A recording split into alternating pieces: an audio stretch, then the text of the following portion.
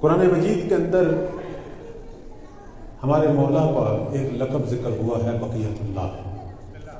بقیت اللہ یہ وہ لقب ہے جو اللہ نے آخری امام کے لیے ذکر کیا، اور یہ قرآنی لقب ہے۔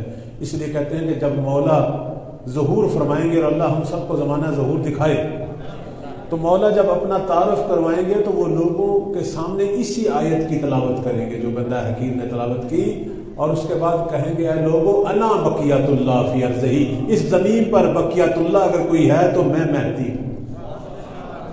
اور اس کے بعد کہتے ہیں کہ اس زمانے کے شیعہ جو آئیں گے انشاءاللہ، وہ مولا کو جب بھی سلام کریں گے تو یہ کہیں گے السلام علیکہ یا بقیت اللہ۔ تو اللہ کرے ہم بھی ان لوگوں میں سے قرار پائیں جو مولا کا دیدار بھی کریں اور اسی لقب سے مولا کو سلام کریں۔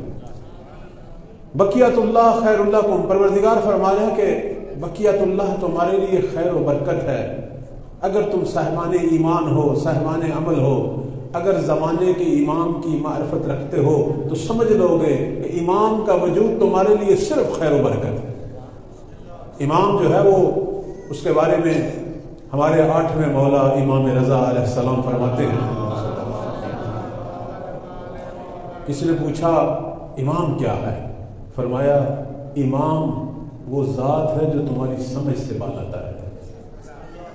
یہاں بڑے بڑے حکیم، بڑے بڑے عالم حیران ہو جاتے ہیں اس کی معرفت حاصل کرنے میں۔